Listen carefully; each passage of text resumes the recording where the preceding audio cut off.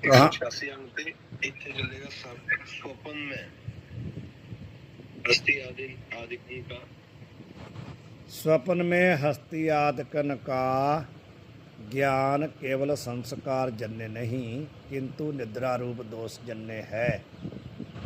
पीछे कहा था कि स्वप्न में जो हस्ती आदि का ज्ञान होता है संस्कार जन्य होता है, तो कह रहे हैं भी नहीं भाई उसमें और भी कुछ है। एक कारण क्या है, निद्रा भी तो है ना, वहाँ निद्रा रूपी दोष भी है। कला केवल वहाँ संस्कार थोड़ी हैं, निद्रा रूप दोष भी है।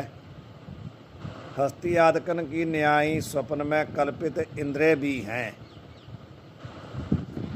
इतनी सूक्ष्म बात है, जैसे हस्ती आदि कल्पित हैं वैसे वहाँ इंद्रिय भी तो कल्पित हैं, याते इंद्रिय जन्य हैं, तो ज्ञान स्वप्न का कैसे हुआ।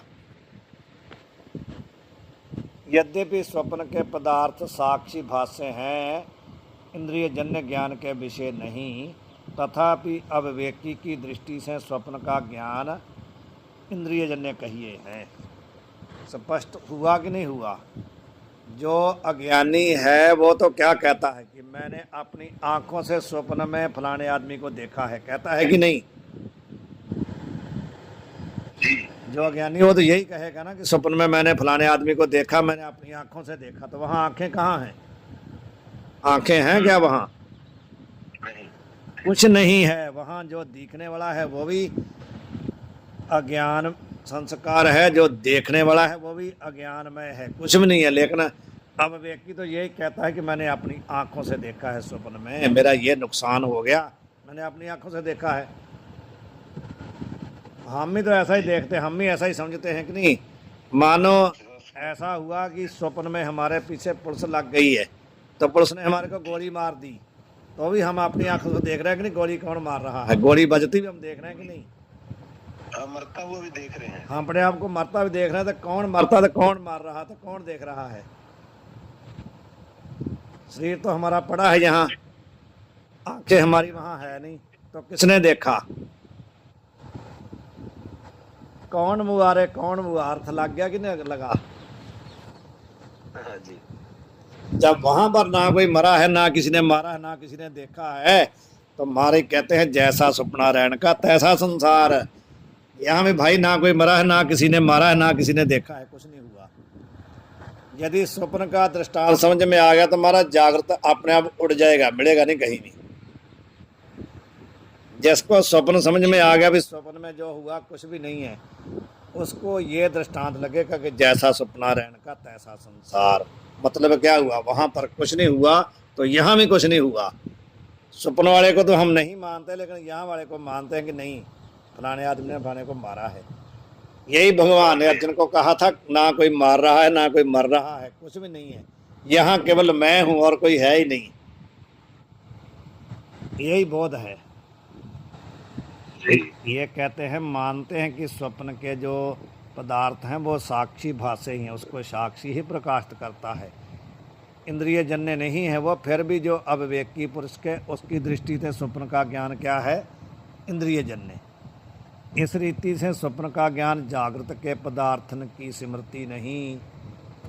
उसने शंका ये की थी कि जो पदार्थ जागृत में होता है ना, उसी का ही स्वप्न बोध होता है। जो स्वप्न जो जागृत में होता ही नहीं उसी का बोध नहीं होता। उसको सिद्ध कर दिया भाई ऐसा नहीं है, जो जागृत के पदार्थ हैं वो इंद्रिय जन्य हैं, जो स्वप्न के पदार्थ हैं वो इंद्रिय जन्य नहीं है, क्योंकि वहाँ इंद्रिय भी कल्पित ही है ही नहीं। यह स्पष्ट कर दिया। निद्रा से जाग के पुरुष ऐसे कहे हैं, मैं स्वप्न में हस्ती आदिकन को देखता भया। ऐसा कहता है ना, मैंने हाथी देखे, मैंने घोड़े देखे। जो हस्ती आदिकन की स्वप्न में स्मृति होवे तो जाग के ऐसा कहा चाहिए, मैं स्वप्न में हस्ती आदिकन को स्मरण करता भया। ऐसा कहना चाहिए कि नहीं, ऐसा कहना चाहिए कि मैंने स्वप्न में हाथी का स्मरण किया, घोड़े का स्मरण किया। ये क्यों कहता कि मैंने हाथी से घोड़े को देखा। यदि जागृत की वहां स्मृति होती तो स्मृति बोलना चाहिए ना, ऐसा क्यों कहता कि मैंने देखा है। तो इसका मतलब हुआ जो देखा है तो वो जागृत वाला हस्ती तो वहां है नहीं है, देखा कौन सा है फिर।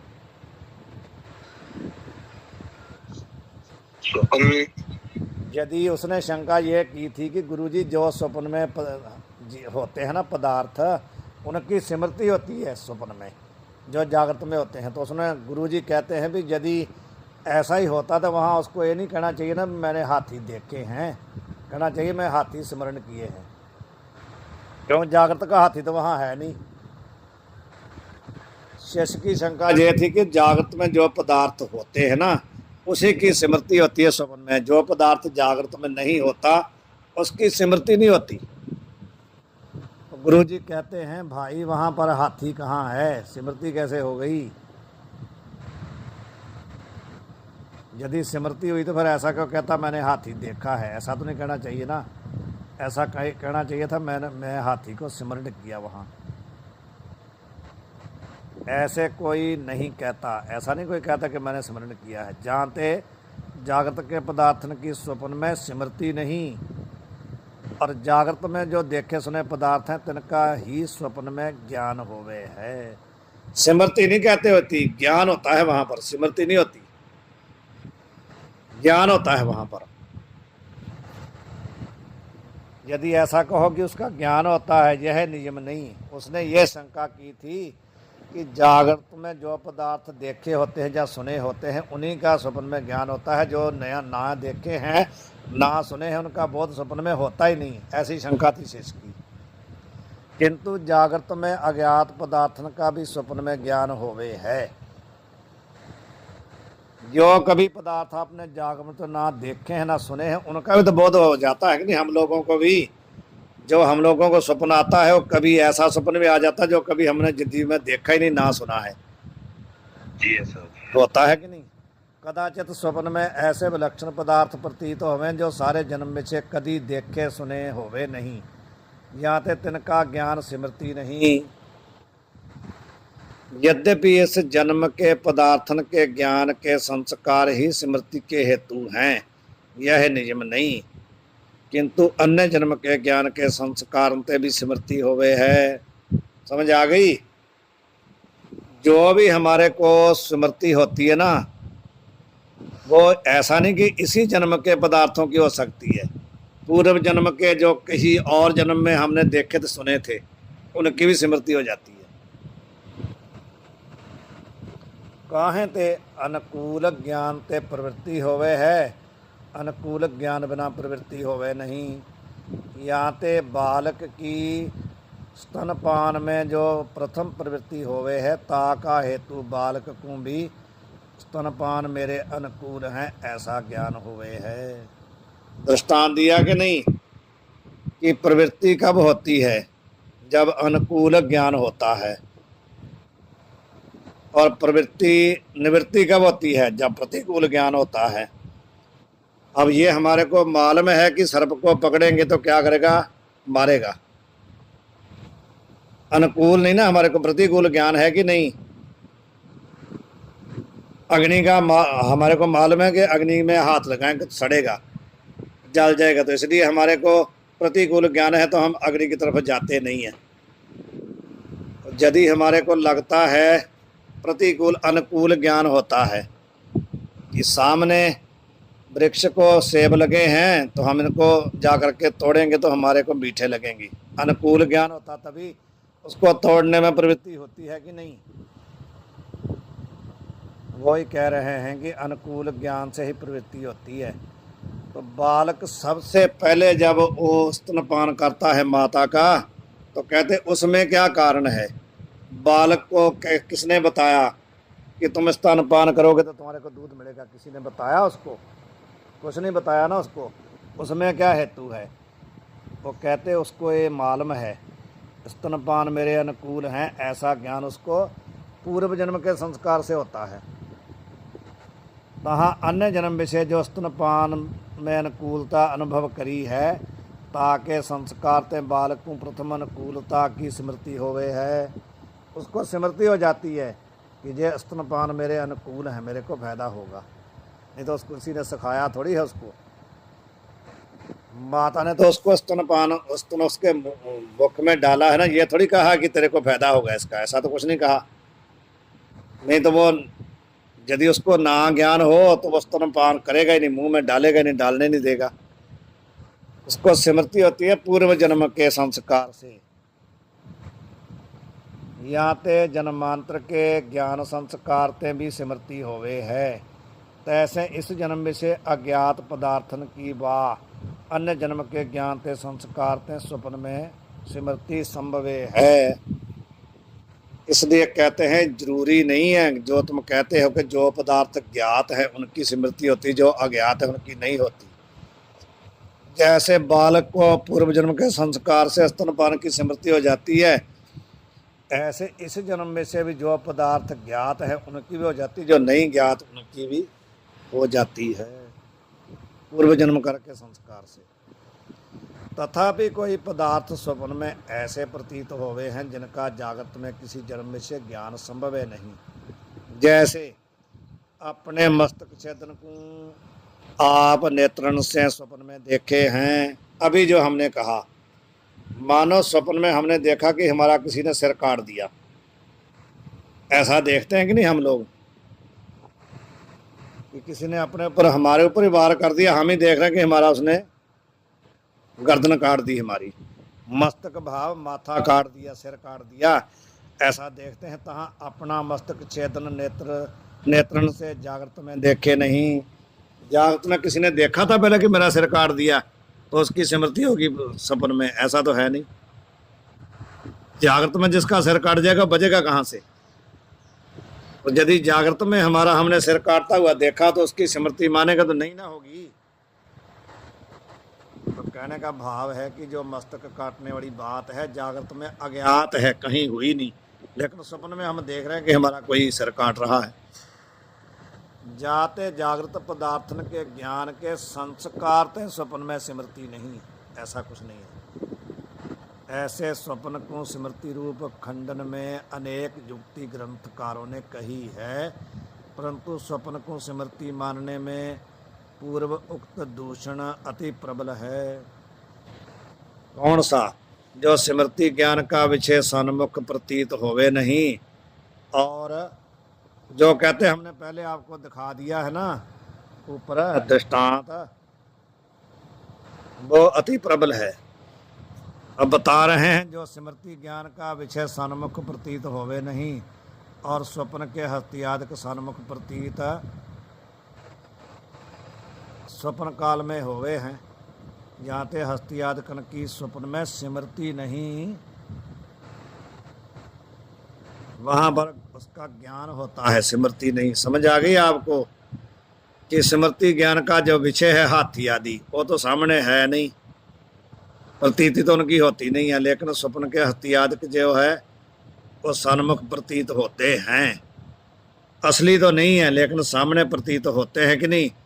विषय सन्मुख तो नहीं है पर प्रतीत हो रहा है, तो इसलिए क्या कहेंगे, यहाँ ते हस्तियादक की स्वप्न में स्मृति नहीं मानेंगे, उनका प्रत्यक्ष मानेंगे, सामने हैं। तो समझ आ गई आपको? कहने का भाव ये है कि स्वप्न में जो भी पदार्थ दिखते हैं ना, उनका ऐसा नहीं कि वो जागृत में हमने देखे हैं या नहीं देखे हैं। उसने शंका ये की थी कि गुरुजी जो पदार्थ जागृत में देखे हों या सुने हों उनकी ही स्मृति होती है, दूसरों की नहीं होती। तो उन्होंने कहा कि नहीं भाई ऐसा नहीं है। दृष्टांत भी दे दिए ऊपर 2-3, मस्तक छेदने वाला, स्तनपान करने वाला। तो इसलिए कहते हैं भी भाई स्मृति नहीं, उसका बोध होता है। वो अलग बात है कि वो मनोमय पदार्थ हैं, वहाँ माया रचित पदार्थ हैं, वहाँ प्रमाता प्रमाण प्रमेय भी सब माया रचित हैं। स्वप्न में लिंग शरीर बाहर जाए के जागृत के पदार्थ को देखता नहीं। दूसरा उसने दिया था ना कि स्वप्न में क्या होता है। स्वप्न में जब होते हैं तो जो शरीर है ना स्वप्न में लिंग शरीर सूक्ष्म शरीर, वो बाहर जा कर के देखेगा ना, जो हस्ती घोड़े आदि देखता है बाहर जा कर के देखता है। उसका उत्तर दे रहे हैं लिंग शरीर बाहर निकस के साचे गिरी समुद्र आदि को देखे हैं। उसका अभी पीछे जो दोहा कहा था ना, दूसरा दोहा अथवा करके, उसकी टीका कर रहे हैं। अथवा करके जो दोहा कहा था, कौन सा दोहा था वो याद है क्या? अथवा स्थूली लिंग तजी बाहर देखत जाए, गिरी समुद्र वन वाज गज सो मिथ्या की ही भाई। इसका उत्तर दे रहे हैं। बाहर लिंग जो निकस कै देह अमंगल होए, प्राण सहित सुंदर लसै जाते लिंग ही जोए। अब एक ये कह रहे हैं कि यदि सूक्ष्म शरीर जो है स्थूल शरीर से बाहर निकल जाए तो जो स्थूल शरीर है उसका क्या हाल हो जाता है? अमंगल, भयंकर, डराने वाला हो जाता है कि नहीं? यदि सूक्ष्म शरीर मान प्राण विशिष्ट शरीर निकल गया तो ये वाला शरीर क्या हो जाता है? इससे डर लगने लगता है, भयंकर हो जाता है कि नहीं? कौन है भाई? किसका फोन चल रहा है?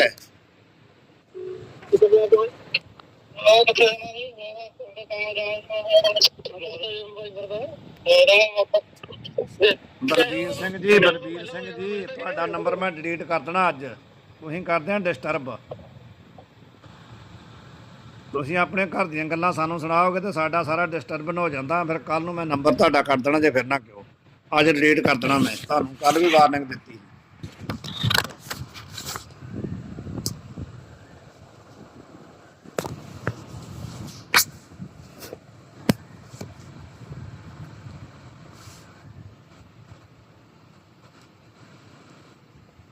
हाँ जी, समझ आ रही है वरिंदर सिंह? जी महाराज जी।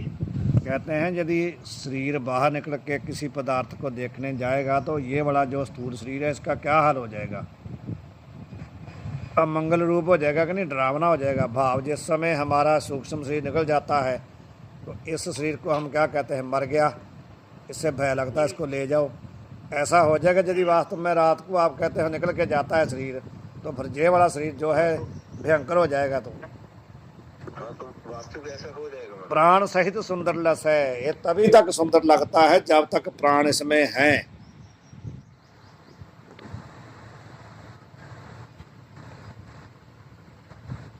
इसलिए उसने ये कहा था, जो दोहा है उसकी तरफ ख्याल रखो पूरा।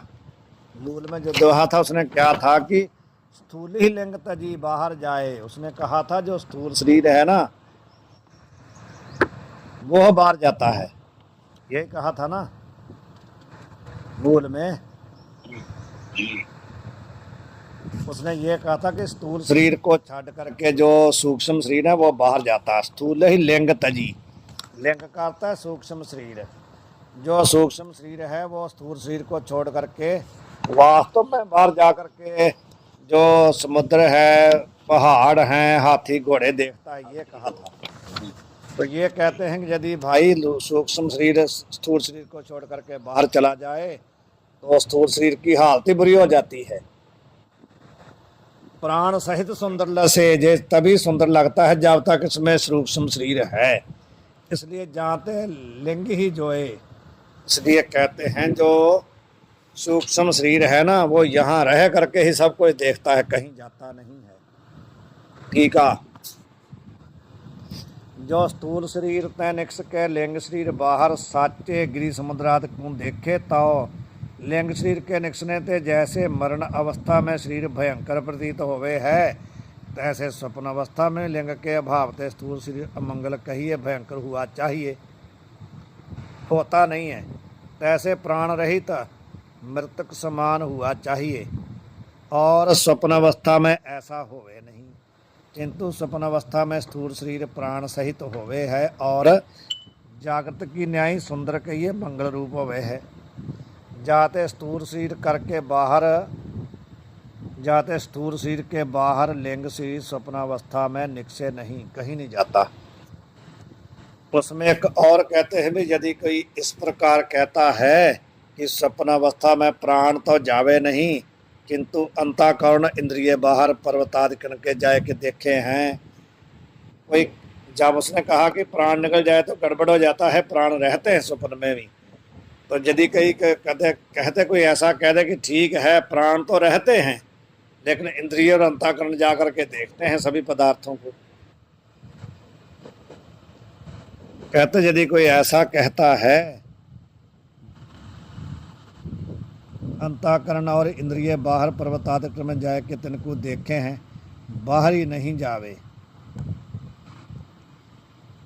जाते स्थूल शरीर मरण अवस्था के समान भयंकर होवे नहीं।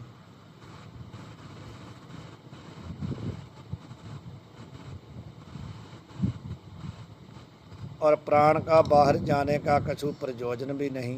काहे ते प्राण में ज्ञान शक्ति नहीं किंतु क्रिया शक्ति है।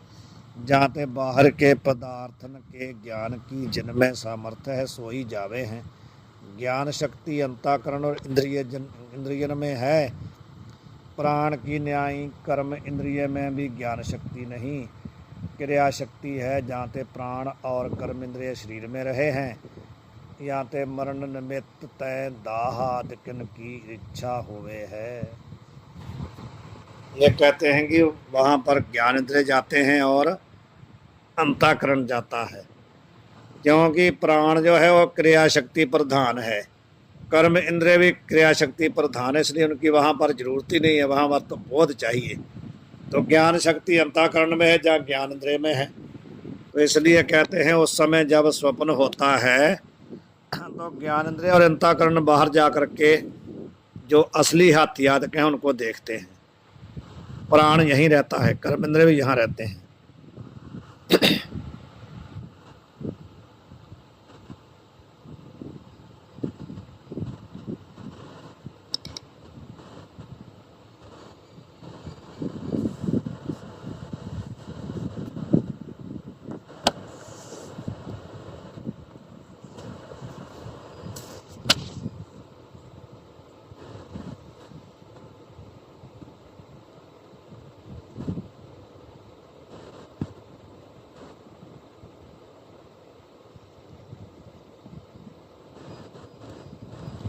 समझ आ गई कि नहीं? जी ये थोड़ा सा रह गया हमारा ये पूरा। तो कौन सा? यही वाला वो बाहरी याते प्राण और कर्म इंद्रिय शरीर में रहे हैं, ये तो समझ आ गया। याते मरण निमित्त तय दाह आदि की इच्छा होवे है, इसका क्या मतलब हुआ? दाह आदि क्या महाराज जी? देह आदि को होगा। दाह आदि मतलब जलाना, अच्छा दहन करना। हाँ जी दाहन करना, इसका क्या मतलब हुआ?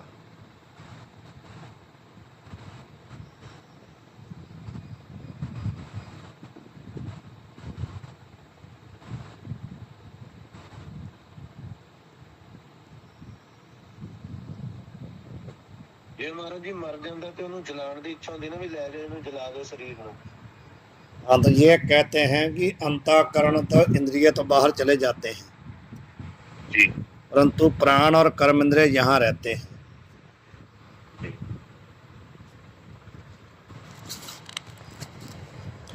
इसलिए हाँ जी, ये तुम्हारे ऊपर वाली बात को ले रहे हैं ना।